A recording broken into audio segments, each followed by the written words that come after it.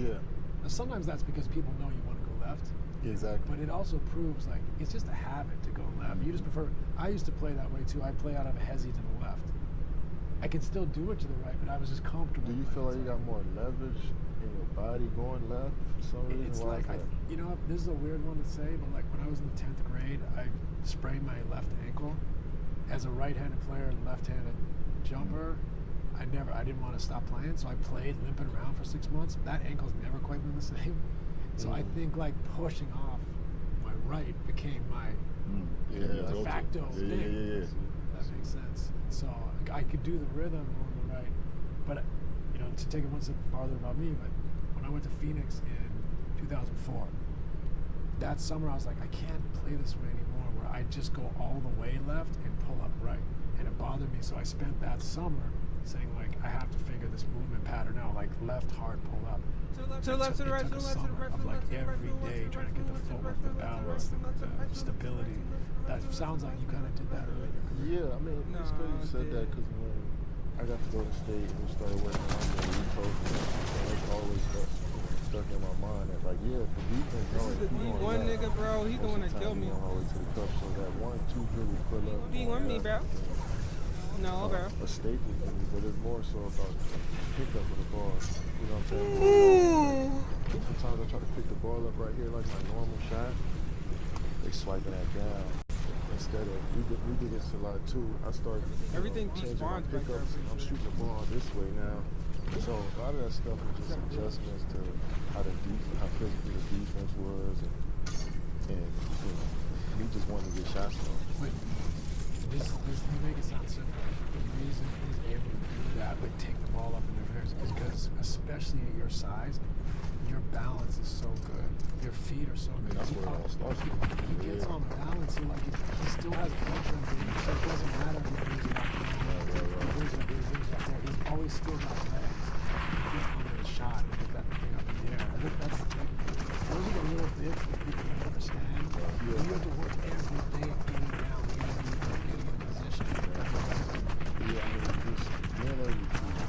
Understand the power that you have under you in your legs and letting that flow through your whole body to get to your jump shot. It take a while for you to understand how you can learn, but the lower you play, the harder you get the ball back up to the all that small stuff matters, you know, be a good shooter. Right. It makes sense. You know, all the detail that you're talking about, when you talk about efficiency. There's only been a small select few of guys in this in their history where the 90, 50, 40, 50, 40, 90, however you want to break it down. You've done it twice. You've done it twice, and it was actually 2 years apart when you did it. I think the first time you did it was 13, I believe the last time was 23. If you want to know who's actually the leader in the 50, 40, 90 club, four. I feel like I'm listening. You know what? It's funny. We were talking about man. Lakers. I'm 100 years old, but no offense. But I think I missed it by like one field goal. And I think earlier I missed it. I got shot 8, 9, 7 on the line. After a whole season. So I don't think about the 4 times. I think about the 2 times. Yeah. Right there, you're like, How many more times were you close to that you can remember off the top? I think it was another time in Brooklyn where I was like 39% from the 3 going into the last game. I had to make like 4 out of 6. I was like 1 for 8. I was just, man. And I was thinking about it too. I wanted it so bad, and it's just like that's another part of the mental game. Yeah, you can get in your own way. Yeah, for sure. Thinking too much about stuff like that. So yeah, I remember that one time in Brooklyn. I think it was another time in OKC where I think it was the free throws. I might have been on like 88, 87 for the year, and I tripped off. Free throws for a shooter your caliber, the free throws drives you crazy. That's right? the crazy. Like, drives you crazy. We talked. I think we might have talked. I was like 84 this year, like 83, 82 at one point this year. I was just, and that's been bothering me mentally. Want to kick the ball in the gym more than anything, man. Like being over 90% is key for me. But so mid 80s is just not it. Yeah, I can relate to that. What's your career high? You had it from the free throw line. Yeah, I think I was career high this year. I was almost at 80. Yeah, I was like 79. 79.6 or something. I'm rounding my off. 80. But the 3 ball was at what? My career high for my 3 was 41, I think, last year. I think last year I was You're in the definitely 40s. second half of your career in 3 balls. Yeah. Man, the guys Just being more like efficient. Just being more efficient with it too. I think your mini too this year stood out even more. I feel like you always hit it, but I think you went to it more this year. And you shot it from deeper this year. Yeah. You think so? Yeah, I think so. But it's something I still, to be honest, it's something that I haven't been able to master in my career. I'll work on it. Improved a lot though. Improve, yeah. It's but like like when you talk about going left and then going right and being efficient, like going left with my midi, I feel really effective with that. I feel like I got great balance with it. I feel like I'm like you're talking about the speed of how you pick the ball up after it comes off the ground, and you know Natural where the rhythm. pocket is. Yeah. You know what I'm saying? You know exactly how to get it back to that pocket. And I know I can go straight up and down going left. I can fade out. It's just all the powers over there. Going right has always been a little like, sometimes my balance is off. Sometimes I don't know if I should fade on the shot or if I should go straight up and down, and it's always kind of fucked with me mentally, even though I work on all of them. But when obviously when you get into the fray, you don't want the defense to dictate what you want to do, obviously, but it's like getting that pocket that you were saying. Like the one person that is unbelievable going right with his pocket, and I'm like, where? Like he do all this without even dribbling and keep it and then just block it. He can shoot it from Triple here. threat or off the dribble. And he also gives it that natural little fade. I can relate to it. That few little inches to get it over the. Right.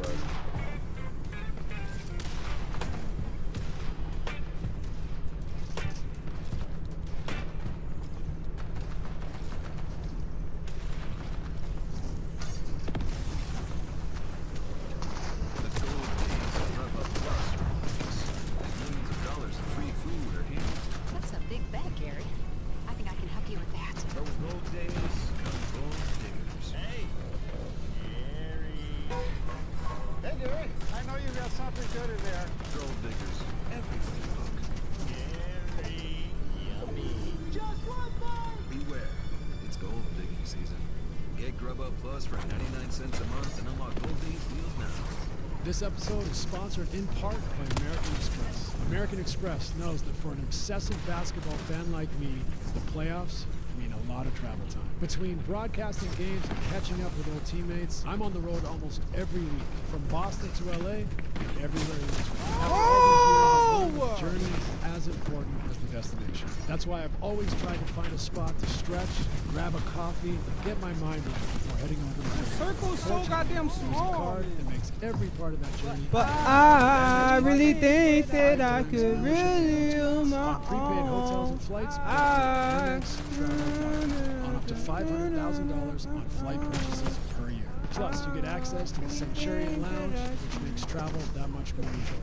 That's the powerful backing of American Express. Terms apply. For more information, visit americanexpress.com/travel. After many years in the game, both on court and off, I know all about high-stakes showdowns. That's why I'm hooked on Michael Crichton's Binary on Audible. From the creator of Jurassic Park and ER comes this classic techno thriller about a radical aiming to bring down the government with a deadly nerve gas. The cat and mouse game between the terrorist and a determined State Department agent had me on the edge of my seat in the ride over here. But Audible isn't just about heart-pounding thrillers. From electrifying suspense and daring quests to spine-tingling horror and romance in far-off realms, Audible delivers thrills of every kind on your command. You'll find gripping titles that keep you guessing, exclusive Audible originals, and bestsellers that hook you from the first minute. Ready for your next great adventure? Sign up for a free 30-day trial at audible.com/game and discover what lies beyond the edge of your seat.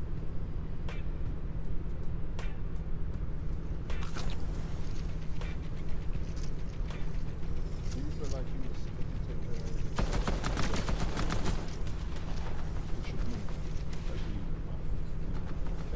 Oh, I'm so tired. Is anybody else tired?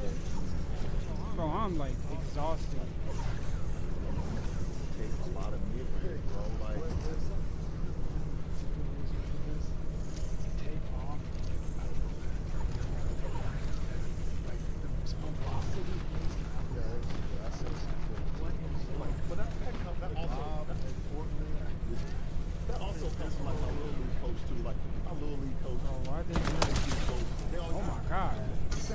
actually has a chance to win.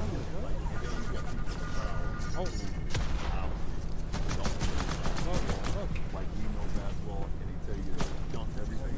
Dunk everything. Get to the hole, dunk everything. As soon as he hit that ground, he popped it.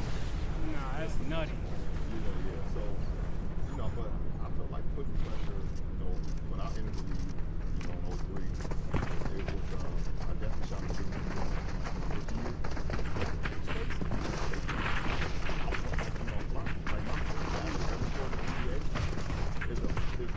But I really think that I heard it on my own.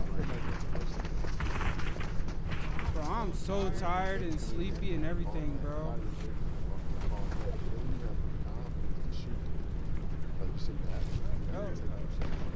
Once you got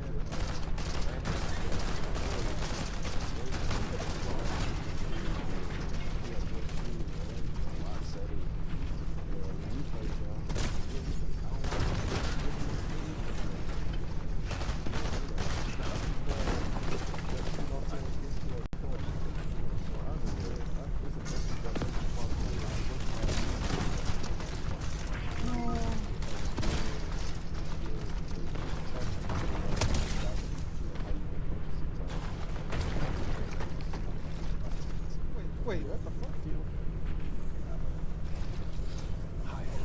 I don't even know where the bodies went.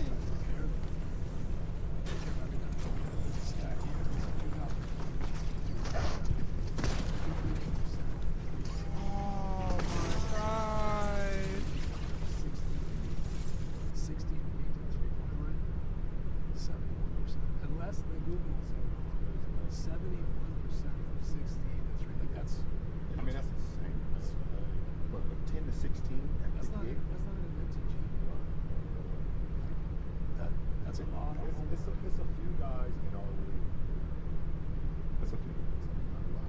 It's a few guys in our league that we believe every time they shoot the ball's gonna happen. And KD's one of those guys. It is. It's a lot of pressure. No, it is. Listen, like you shoot the ball, Steph shoot the ball, Steph get a look, you don't think he's gonna miss. I think Shea is at that point too. Shay's at that point too, especially in the middies. Like every time we shoot, I don't think it's going. Yeah, especially when his rhythm right now is so good. Quietly in the mid-range, I think Kawhi's like that. I was about to say Kawhi's like that too. Kawhi's like that for sure. Kawhi's like that too. For sure. I don't care if he missed 10 in a row. Every shot he shoots. Yeah. Especially in that mid-range area. Even his threes is, I think his mid-range is above his threes, but he's still a good shooter too. Right. Yeah. But that mid-range area, I mean, there's certain guys that raise up and get to their spot. You know exactly that they planned on doing that. Shea, one of those guys in today's league. I even like throughout the play. I even like what Julius Randle did from the mid-range this playoffs. Best I've seen him play. That's the best I've seen him shoot the ball. Confidence he has. So I think the mid-range game is coming back for sure. So that's a big old conversation right there. Yeah. Because analytics, all these analytic departments right now is saying layups and threes, free throws, layups and threes. But we're watching the MVP of our league right now pretty much dominating through the mid-range. So, and in the postseason where the game changes, physicality ramps up. You're allowed to bump and grab and hold a little bit more. Like ultimately, it's like get to your spot and get a bucket. You don't have time to be thinking about, okay, well, if I don't shoot this three, the analytics department coming downstairs the next day saying, okay, well, you took too many twos. Like, this is win or die. Again, I understand, and I understand the balance between having to get up a lot of threes, but I believe you can't tell you, Luka, or Austin Reeves don't play the game and take those shots in the mid-range, or just be you. Certain guys, you know what I'm saying, who need to rely on the system of the team, who can't create on their own, who can't create those shots on their own. They need to shoot more threes. So I remember we was in the game against Cleveland and George's knee, and he liked to talk a lot of shit. I love George's, but he talked a lot of, and he telling me, like, I hit a couple mid-ranges in a row. We down like 15. Like, you need to shoot more threes. I said, no, these dudes around me need to shoot more threes. I need to play my game. Right. You know what I'm saying? Because if I get into this paint, and because y'all gonna collapse on this mid-range and I kick out to one of them, I'm expecting them to shoot the three, not dribble into a mid-range. Like, that don't make no sense. But the best players on the team, you can't turn them into robots. You're exactly right. So we did a whole episode on this. The mid-range has never been more important. It's just, it has to come from the right dudes. Right? Exactly. Like, the court is spaced now by the role players. Exactly. What do you think they're trying to take away? Threes and layups. So the star has to be able to make mid-range shots, or else the team's not going to be able to score in a playoff situation. That's simple. They have to be able to loosen the defense, takes from there. So I think the analytics community would agree with that too. Yeah, they would. It's really just, we don't want players X, Y, and Z taking coming down and taking. Because the mid-range, I believe, is if you can't find a good shot, you should look for the good shot early. Attack the paint. Attack the paint. Try to get layups. Try to get threes. But when it's 5 to 6 seconds on the clock, get a ball to the best player. And if you shoot a mid-range at that point, then you shoot a mid-range. But we're not going to waste the clock trying to look for a three, 2 seconds on the clock, and we get into Why are you pointing at me? Dorian Finney-Smith with 2 seconds on the clock to make a three. That's not what we or Royce O'Neal. That's not. I mean, they can hit it for sure, but that's not sustainable offense for us going forward. So it's another thing. What you're also saying is, like, you My pass teammate up a is good mid-range shot to get a completely- one He shot. exactly. There's a balance. Oh, how are they beaming me through every single thing? in a lot of different situations. You come into the league, you Bro, said I you was put in walls Seattle on, I'm still early getting on, beat. and then your early days, you said, I was shooting a bunch of catch and shoot too, catch and shoot threes. Yeah. You know, that was my game, that's what I was comfortable with. Tell The league was a little bit more me, physical. tell me right Yeah, a lot of now. twos, running Way floppy more action, twos. things of that nature. And obviously you grew into your own, in OKC days. You started, this is how I'm gonna make my mark. Tell MVP of the tell league, me doing your right things. now. How was the transition though when you went to Golden State to now playing in their, split game action, let's get the ball moving. You still having the freedom to do what the hell you do, but how much of a, adjustment was it for you? It was pretty easy because up until, let's say, James got traded from 2013 to 2016, I feel like those are the only years I was playing like point forward in my whole life. The rest of the time, I'm playing off my teammates. I might mix up a little, get off the rebound and push and make a play. But for the most part, I've been playing off my teammates up until then. It's to that whole time period. So it was easy for me to come off a pin down. It's hard for me to have to dribble through 3 or 4 guys and pull up over 2 dudes with a fadeaway. Like like you said, you want to be efficient. Playing off your teammate, that's the easiest way to be efficient. I was getting more backdoor cuts, more transition layups on top of the ISOs, on top of the catch and shoot 3. So my game was way more well-rounded in scoring, and it was easier, and that's way more efficient that way. But I always knew how to play with my teammates, play off my teammates, and the art of scoring is getting the easy points. I always knew that, especially in transition. It's interesting to think about that Harden trade. It's kind of a decision of the salary cap. Some surge, kind of a stretch 4-5, James Harden. And James goes on to be one of the best players of all time. Yeah. How do you feel looking back? Like, I know it's easy now to be like, well, we lost James Harden. It's a different era. I think after a team that we exceeded expectations with that team, and when you reach the finals and you go through a run like that so quick, I don't think a GM or owner was ready for that. So you expecting a team that's 22, 23 to, So you sped up the timeline too fast. sped up the timeline, all of us, each individual player. Serge, you didn't know, he came out of nowhere. He came out here being the best shot blocker in the league. I'm averaging 30 at 21 years old. Russell is 22 years old, an all-star. James, 6 man at 20. So we exceeded the timeline, so they wasn't ready for that. Don't let me down. And I don't believe, that's just my theory. Don't let me down. Don't let me down. Exactly for Don't let us me to down. be contenders every year. So since we reached the finals, you're supposed to upgrade, fine tune, and make changes around instead of pull one of the key figures of your team, off the team and expect us to continue on what we were doing. So I just think they were kind of shocked at how good we got so fast. And it's, you know, sometimes you nigga get survived confused. that And then shit. on top He of ran in that, a Sam circle Presti and was got probably 30 something years old. He was young. I don't know Everybody how was he's young, alive. trying to figure stuff out, trying to understand what this landscape was. It was just, yeah, it was just, but it was beautiful. Yeah, it was too fast. It was just, we were ahead of our time. Everything happened too quickly. And, Yeah, because think about it. He went from like coming in the league and like, I can't do anything. I was gonna jump, rise up and Bro, shoot. this Santi to nigga was small. second Say and on be Gotti, ball like, in 21. I first was team on literally NBA fighting at this nigga the 21. whole time. He was not helping. Doing things at 20, 21, not just me, but everybody on our team on smaller, different skills. Sure. Even our coaches. Scott Brooks, that was his first, he was the coach of the year. You know what I'm saying? So everybody was doing things. And Scott was our interim, so I didn't, you know, they probably didn't think that Scott was going to be there that long after being an interim. You know, so we all exceeded expectations. And you need a lot. You know, you got to spend money if you want to be in contention every year. I don't think they were ready for that just yet. So, but that prepared them for what they got now. I was just gonna say, like, he's getting a chance to run it back. Exactly.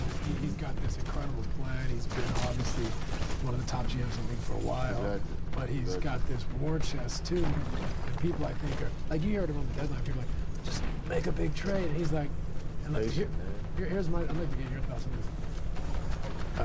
OKC wins this year. It's a problem for the league. It is.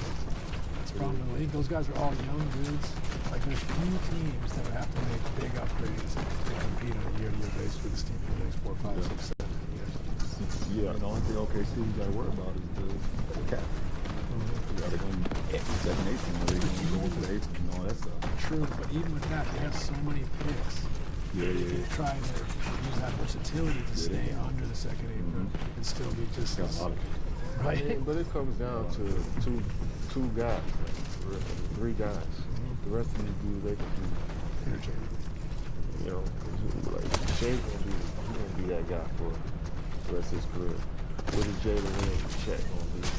You know what I'm saying? Of course they're playing great right now. But those 3 guys gotta keep you. I mean, Shay's already at that level, but those 2 guys gotta keep you better. I mean, that's just the fact of it. Will just be more consistent. And I think they will. But that's really what it is, man. I mean, the salary cap, I think they'll pay for anything. Yeah, they know they got a great team and something special ahead of them. But more than anything, those 2 guys got to keep stepping up and become perennial all-stars. No doubt all-stars every year without the benefit of having a good team. Right, the 70-win team gets the all-stars, Yeah, right? you got to be an all-star flat out because you're better than everybody. Yeah. And also, too, the last thing, too, I mean, yeah, they're going to be great for years to come, but also, too, like, you know, now you go from, you know, doing the hunting to now being a hunter as well, because they win it all. Yeah. It's a different dynamic with that as well. I mean, we've both been there, understanding, like, you know, once you win it, you know, because you've been trying to get there so, you know, everything is geared to, we want to be the next champion. We want to be the next champion. And then when you get there, now everybody else is, all 29 teams now, like, how do we dethrone them? So it's a different mindset as well. And to see, let's see how they, if they was to win it, you know, don't want to, you know, count on Completely agree. But on the flip side, they give away games currently. Like, they have a great chance of winning. They've given away games this bad. They won't give away in the future. I don't think. No, I think they Oh, will bro. everybody. Wait, who That's jumped what down they- there? Someone jumped down there, right? Identity has Yeah, you been. think that's their landscape? That's what their identity Pack has of been dogs. since. You know, this has been cultivated since Shea got traded there with PG. All of these been there. George, I mean, Jalen Williams came a couple years after that, but he's been there. You know what I'm saying? So those guys got a solid core dudes, and their foundation comes from That Caruso. we coming after y'all. So, you know, and I like that coach's mentality. He be over there chilling. He don't say nothing. No, he be over there he's chilling. a stoic individual.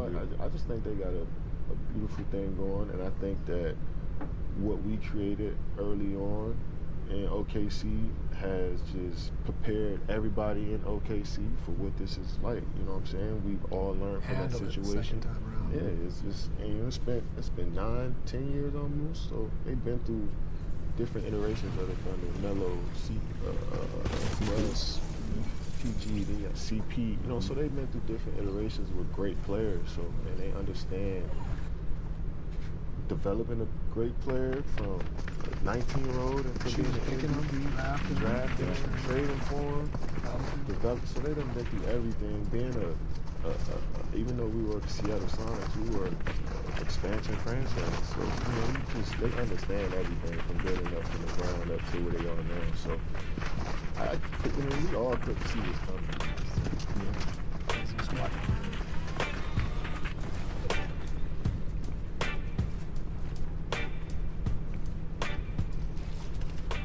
There's nothing like guaranteed 4 p.m. late checkout at fine hotels and resorts.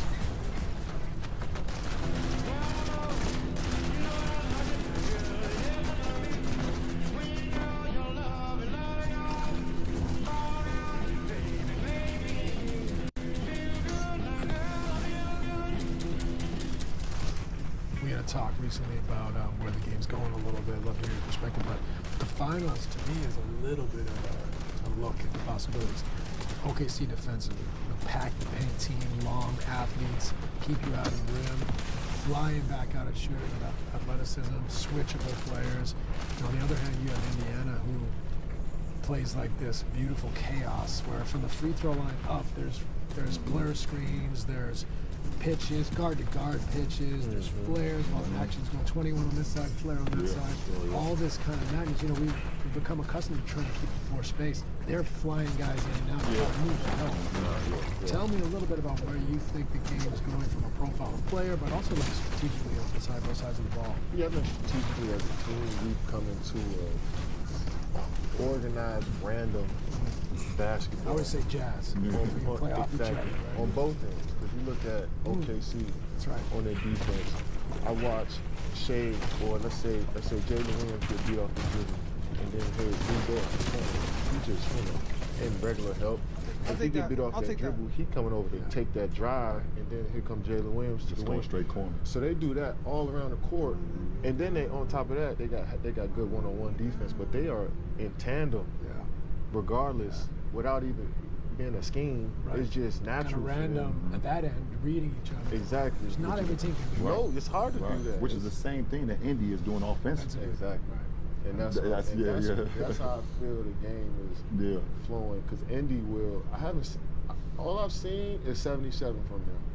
Yeah. And then, like you said, quick 20, actions, 21, pitch up, get it back, slip out, big center screen. But when this bringing it out the net, inbounding the ball, walking it up, all I really seen from them is 77. Right. And then driving, kick, pick and pop. Get into the blender. Just get into the blender early. So I think that's where the league is going, where it's like, you're not about to run 3 pin down. Like, this guy not about to run from the wing under 3 pin downs underneath the baseline while nobody else moving, and you go, like, the defense not letting you do that anymore. They're not letting you do that. It's got to be random. It has to be practice, though, every day. That random. That's what fans I don't think understand. No, why are they running everything? Well, they're running, they're switching everything, you're back to ISO. Exactly. Right, okay, so how do they know what to do? They do it 5-on-0 every day, talk to it, see on the film what was your decision here? Yeah, I think it's great coaching too. Rick knows his personnel. His personnel, how his team is built, is not isolation guys that can beat you off the bounce every possession, or it's not going to be. Say on God, he's not moving. Say on God. Say on God. If we can get one trigger. Say on God, he's not moving. Now fix the blender. Now Say on that God. works for it. It's not going to be run a 77. Okay, now they done switched. Okay, everybody get flat. Let me back up, and then try to go ISO. Yeah, we know Tyrese can beat the 5 off the dribble. We know that. Benedict Mathurin, we know he can do it from time to time. But for their team, for their PPR to be 120, like we've been seeing, it's not going to be a steady guide of isolation. No matter which action they run. So, like you said, the blur screens, the touch screens, the flare screens. On the opposite side, the pitch, we're running the DHO slip out, the short rolls to the pops of Miles Turner, like it is so not random. Everyone thinks it's practice.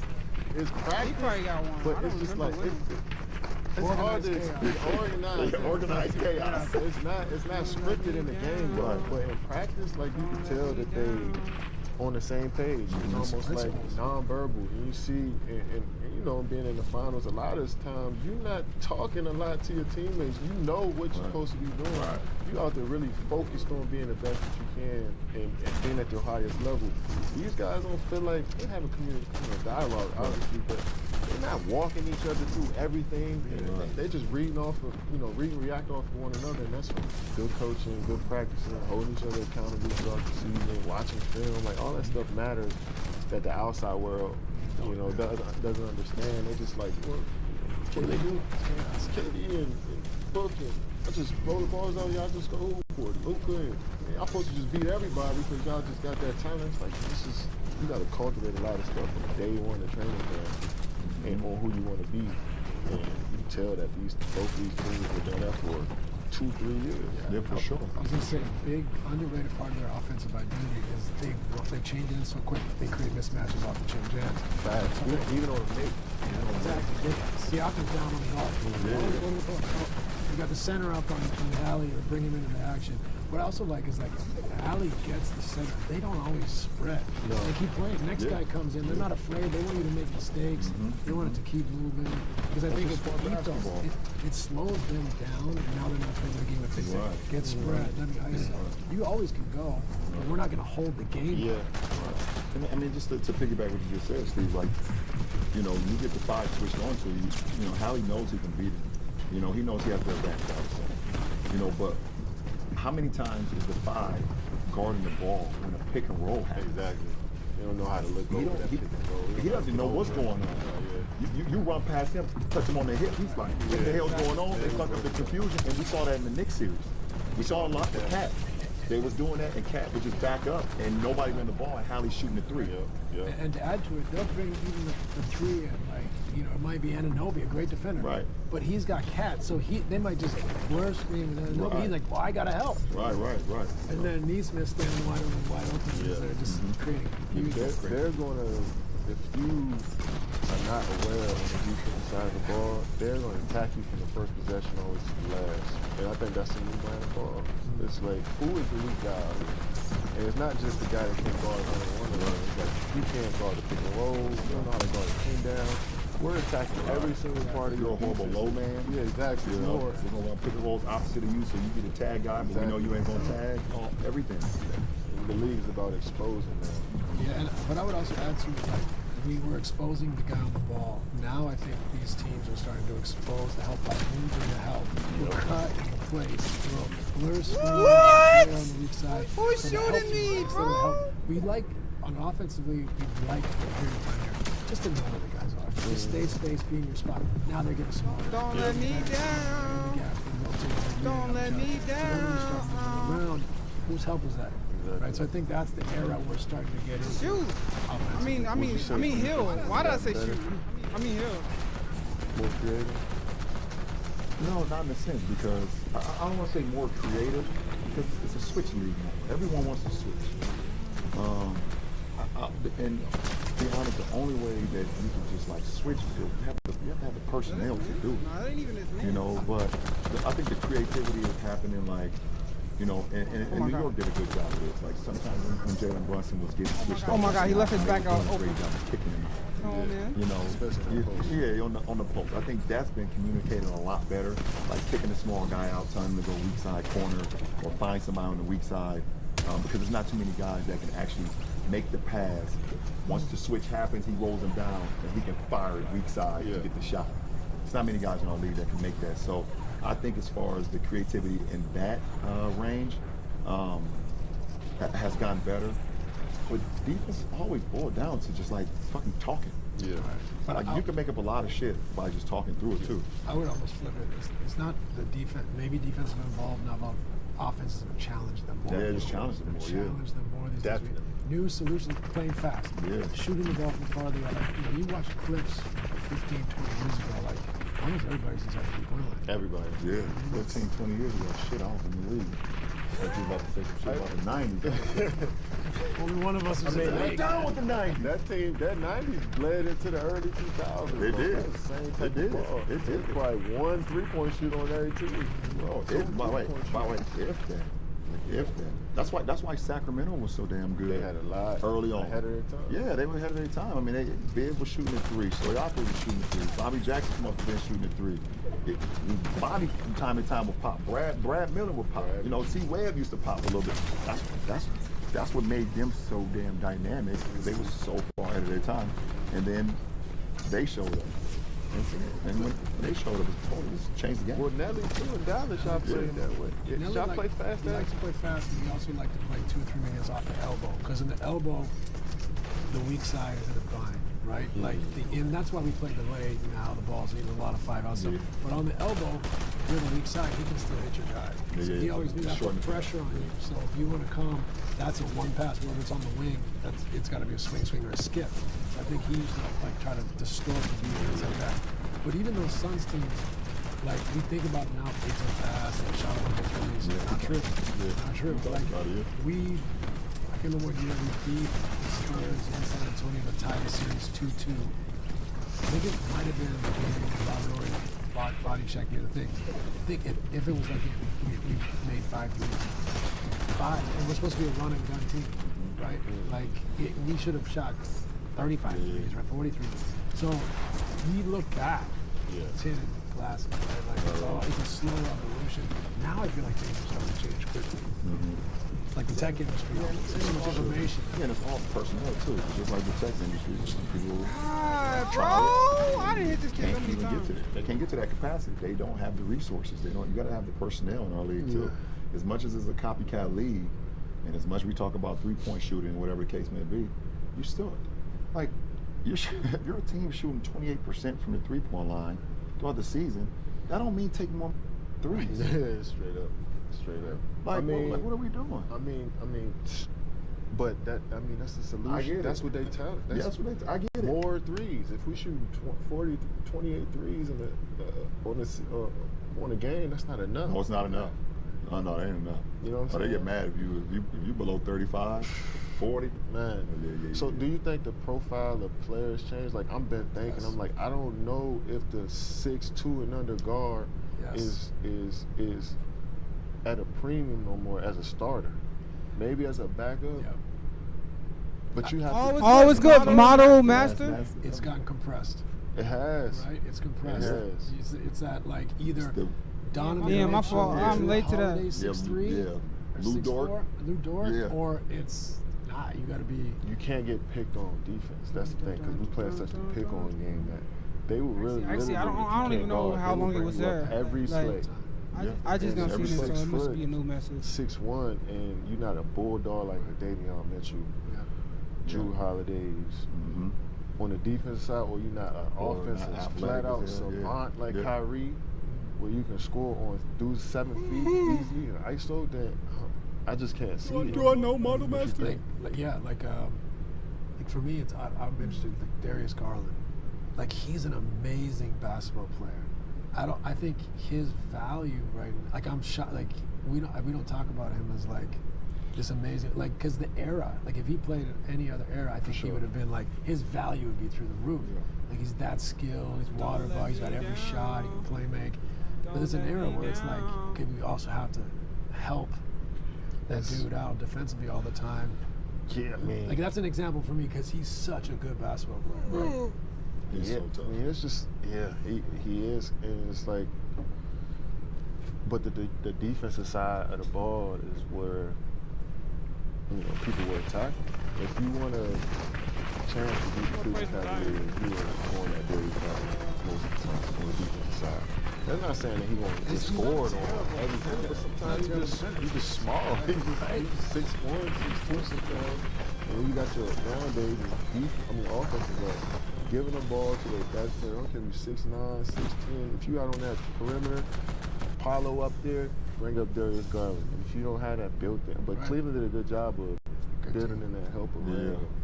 But if you don't have that around, those guards at that size, it's going to be tough. Because now 5 guys outside the 3-point line. Exactly. If he played 10, 15 years ago and beyond, 6 out of 10 dudes are inside the 3-point line. You got help right there. Right? That makes defense easier for everybody. It's harder for some of the best defenders to guard up with all of this space. I heard you say with JJ, I think, on a podcast, that it was harder to get 30 at the start of your career because of spacing? It definitely, man. It was. You got two dudes at the box. Bunch of power forwards in the league. Most of the time, the whole league going floppy. That's the go-to set. So when you got 4 guys or 8 guys inside the three-point line, Right you from the know, basket. And all they do was lift, upper body. Up top, not a game. They weren't working on their legs back there, man. It was all just pushing Pushing themselves. each other, bro. All strong, man. Like gold gym. No, working on your legs gotta be dumb. Cause you're gonna use your legs for 82 games. That's why niggas be so injured, bro. Why y'all working on legs? What the fuck? Say on God you're playing 82 games just to work legs and then complain about how it's too many games. You know, some Say people on say God. corner 3 out, so I mean that would be. It was just disrespecting the whole team. And So you know that when the three-point line curve, it just goes out loud. and there's no three-point line. Long twos. And there's no three-point line at all. You catch it in the corner. Long two. It's just a super long two. You in the dunker. Yeah. You can imagine analytics when we have big play defense would be like 3 guys on the top, 2 And then guys on yeah, the like force the long basket, two. right? And Just be force the long two. Nobody drops no on one's that covering side. the No one corners. covers the long two right there. Destroy the game. Thanks for watching Mind the Game. If you enjoyed the show, please subscribe for more content.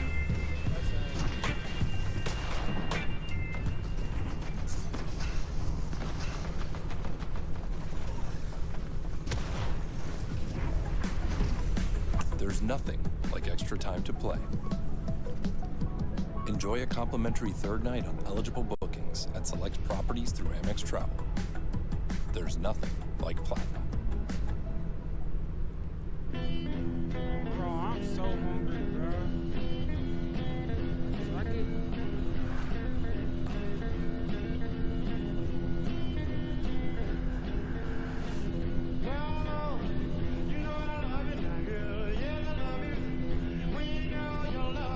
Yo, my mind's fucked, bro. I'm thinking about fast food right now, bro. Like, that's why I'm unhealthy right now, bro.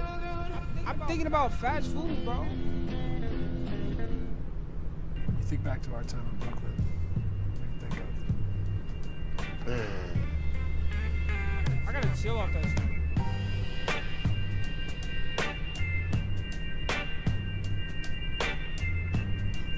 Oh my god, he just dropped all the way down. This is crazy how fast the game has changed since I came to the league.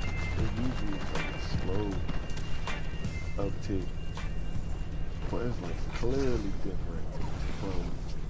When was your last year in the league? 14. It was 14 and now Right it's then like is when I feel like that it looked like the started. 90s compared to yeah. Be like, done with the 90s. the 14s, the 10s through the 14s look like the old style of ball. You know, It's crazy, man. but now it just looks like we playing 2K. I love that we shoot so many threes. I love that we got big shooting threes now. I love that we got so much space to work. And I even love that we could throw zones in there. They mixing up defense. That's an evolution, I think, in the last 6 months even. That's like when we played Houston. Like he made Udoka did a good job of that. He would go one possession regular man, next possession zone, go back to man, the next 3 possession zone, all in the first Throwing quarter. you off balance. In the first quarter, and it's like, I don't care how good you are as a team, how connected you are as a group, how well you pass. Guys are unselfish. If a coach does that and you're not prepared for it, Yeah, you're all off balance. You all off balance, You got no so- rhythm. I'm gonna even go even more drastic. Who's even more crazier with it? Eric Spoelstra will go 48 straight minutes in zone. and he He might will go- start the game with thumbs up, and he might 1-2-2 pressure back into his back into his zone, and put Bam at the top. Yeah, I mean, I see a lot of coaches being creative defensively, and that's pushing players to become better offensively. Because when I'm working out, I'm thinking like, Because now even a man-on-man defense starting to look like a zone a little bit with so many gaps. Yeah, so many gaps. If you can't shoot, for sure they're gonna be in the zone. Yeah. If you got non-shooters on the floor, they're gonna for sure be loaded up. They might not be in zone, but they're sitting in the lane. Exactly. And they're not moving. Exactly. And they're not moving. If the guy's in the corner and he can't shoot the three and he can't finish, there's a lot of guys. The guy guarding the corner guy's gonna be so far up the lane that you're not gonna be able to go anywhere. They don't mind if you go back door. They'll let you be under 6'9" too. So there's a lot of dudes who can't shoot that's 6'4", 6'5" that's playing. And you can just put Jokic on him, and if you're not getting offensive rebound on him, you're not gonna lay up over him. He's not even looking at you. You know what I'm saying? So if you can't shoot at that, like if you just can't shoot at all, Premium.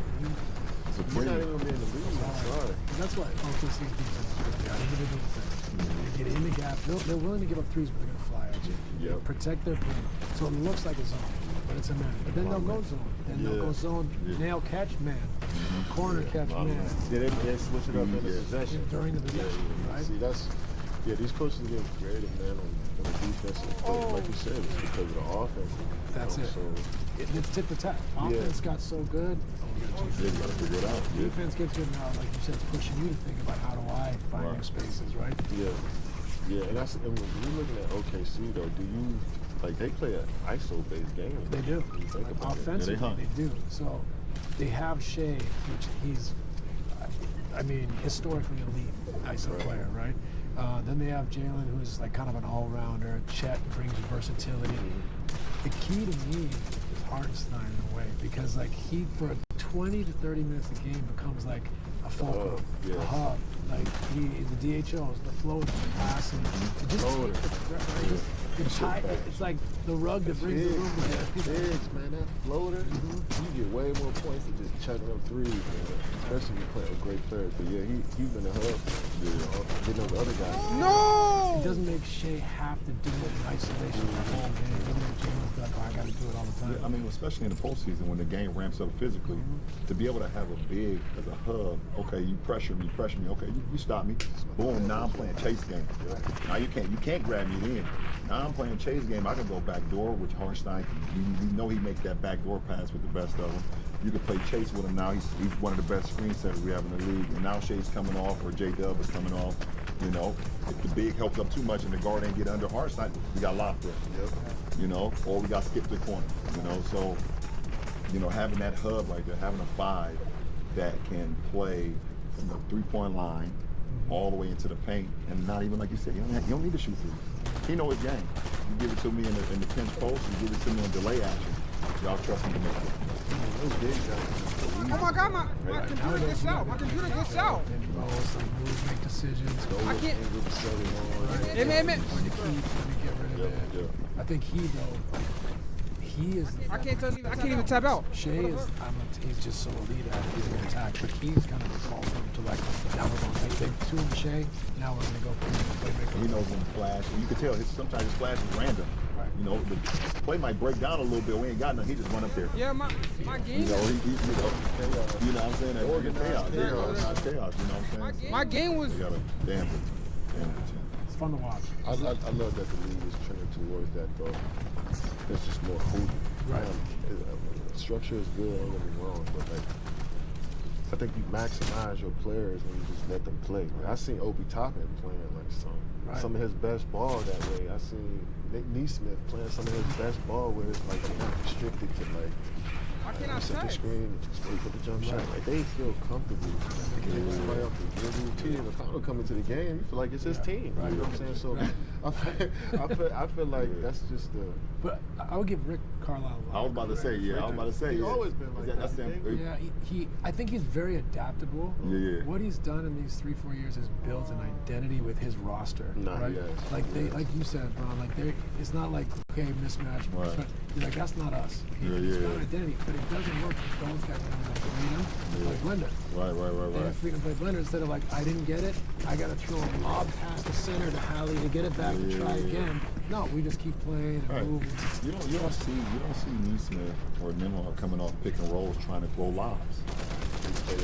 No, they don't. That's not what they're doing. Like everyone they know exactly what the hell they're doing. They know their role, and they are starring in their roles, and they even Bro, and I was going trying to outside. feel- I mean, we even talked about the game Neesmith had, the Dirty. game one in New York when took he them went to the crazy. finals with that one. Yeah, that was game one. They was down. He hit off I just couldn't 5 or feel, 6 bro. I don't threes in know the why. last Yeah, 2 minutes or he something like went that. crazy. Like, you know, that's empowerment from the coaching staff, but it's also empowerment from you as an individual. You have to, a coach staff can give you some freedom, but a coach staff can also pull that shit back. Yeah, If you ain't doing what the hell you supposed to be doing, if you ain't earning it, now I can't just, now you making me look bad. Now, you know what I'm saying? Like, I can't do that. So. And what I love about Indy too, and I think it's an underrated factor, like Tyrese kicks the ball ahead. Throws it ahead. Like he doesn't dribble across half court every time. Like even when they hand him the ball, the center hand him the ball after he kicking it ahead no matter who it is. I think, and I tell a lot of young team like coaches who want to talk ball, like if your point guard not kicking the ball ahead, you gotta, in my opinion, your team's not going to be as good as you. More pressure on your team. There's way more pressure when you're not kicking that ball ahead. So you seeing you kicking that head to Siakam and he coming downhill on whoever. No help. You kicking it to Obi Toppin downhill. Now he dribbles handoff to Aaron Neesmith out the corner. So that kicking head for them is the reason. Is a big reason why I feel like they're so connected. He's great at that, and I think what else? He's just in general a brilliant, simple early passer. Comes off pick and roll. He doesn't, if he sees someone supposed to, and that guy's leaning the wrong way, and now that guy's got to show and go. DH over the corner. It gives him an advantage at all times instead of being like bogged down. I'm impressed. Like all his movements just seem efficient. He doesn't turn the ball over. He don't shoot bad shots. Like, I think he can be more aggressive too than score balls. Yeah. He might have to be. Especially in this game. Just still connectivity based a lot on. I'm getting mad, bro. Should I keep playing, bro? It's funny because people say like, well, they don't turn the ball over that much, but they play so fast. I think now like it's almost easier to not turn the ball over. You're not thinking about I got to make a play. He's open, chuck it. Pinch post, give it back. Like you're not thinking me. I got to make a play. You're just thinking simple plays. So now it's not like high risk all the time because that's how we play. We just get rid of it. So you end up, and maybe I should give them more credit, but end up almost the style allows them to not turn it over because they're just playing simple. Yeah, you're right.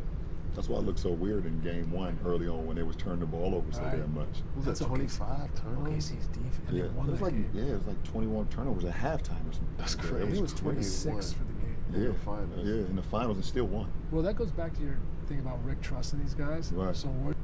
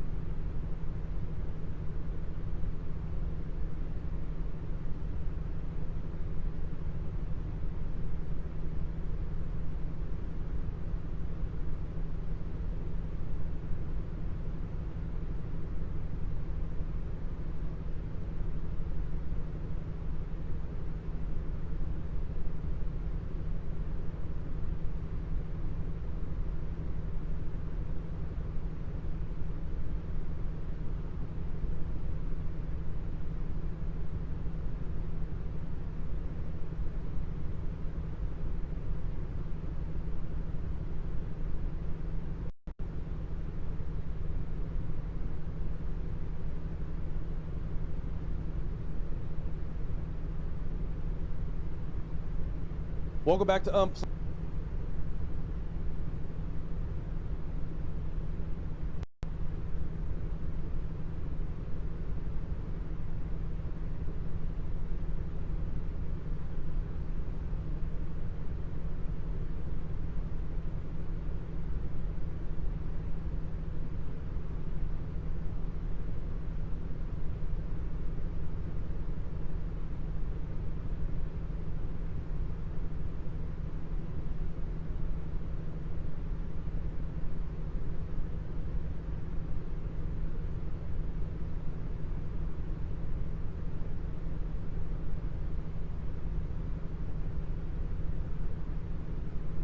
Should 5 in? Did I know order?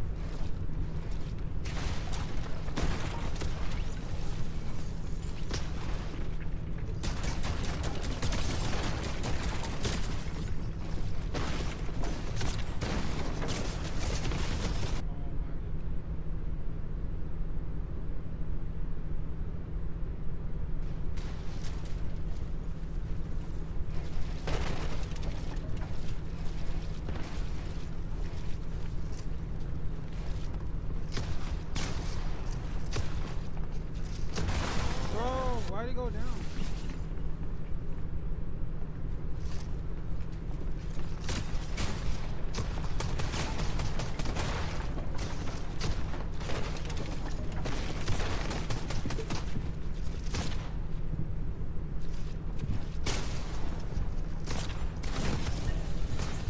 Oh my god, man. He's almost dead. I'm like, what? I think I had him like 48 HP. How do you lose that?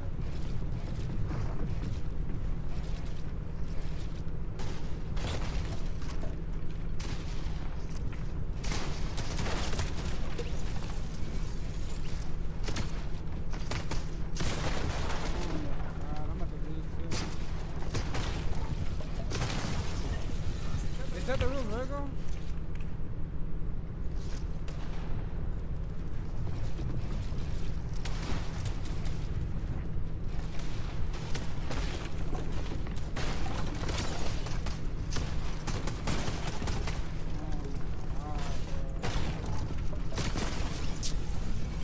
I'm losing the losers though, right?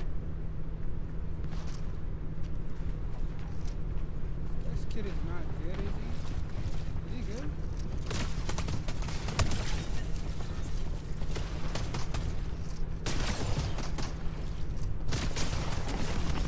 How is everybody out aiming me? I'm just getting out aimed, right?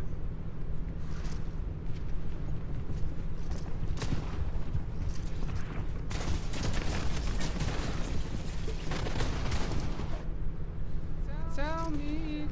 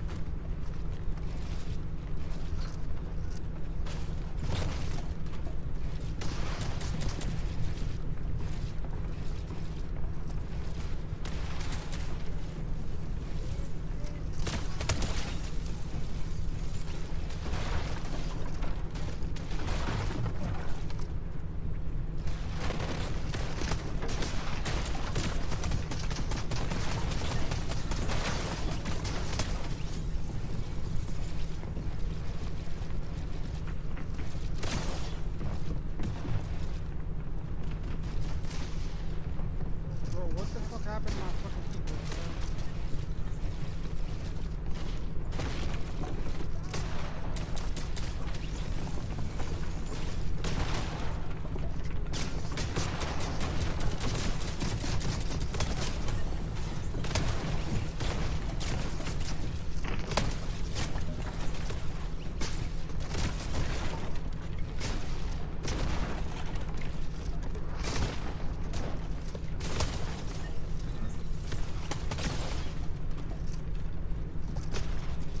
Wait, this is Virgo for real? You shouldn't know Virgo. I'm Virgo K. I'm Virgo K. Oh my god. Say on God I'm not Virgo K.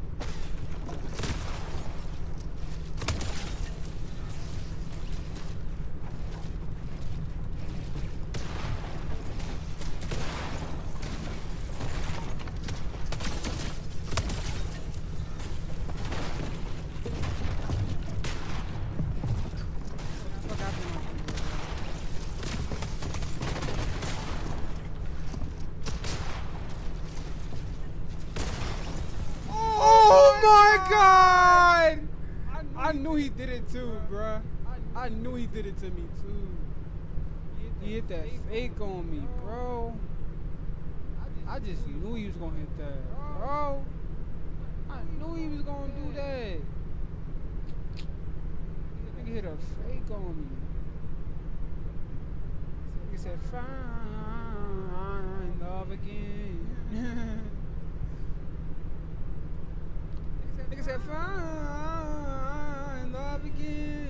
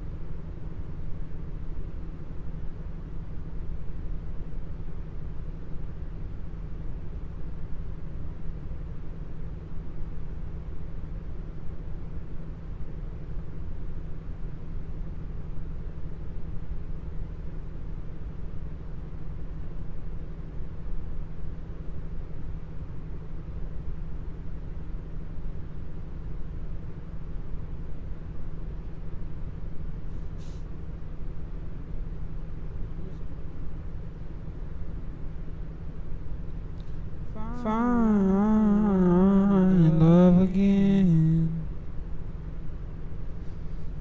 Find love again. Find love again. Virgo? Say on God. That ain't Virgo.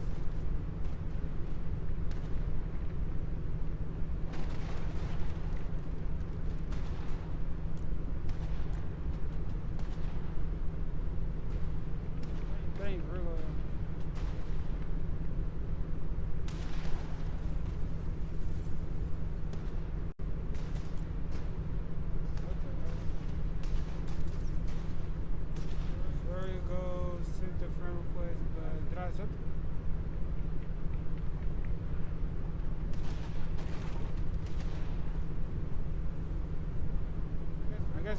dropped out.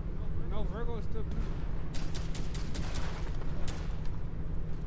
Oh, this is this Virgo guy. This Virgo's on Xbox. Find love again. I guess he's just a Virgo fan, bro. That's crazy how like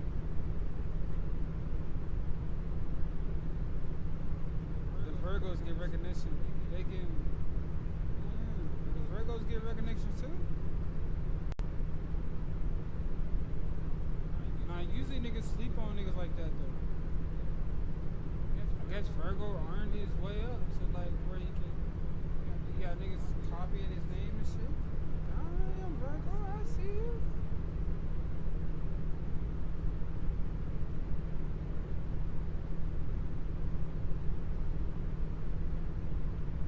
He's made 55,000 so far from the game.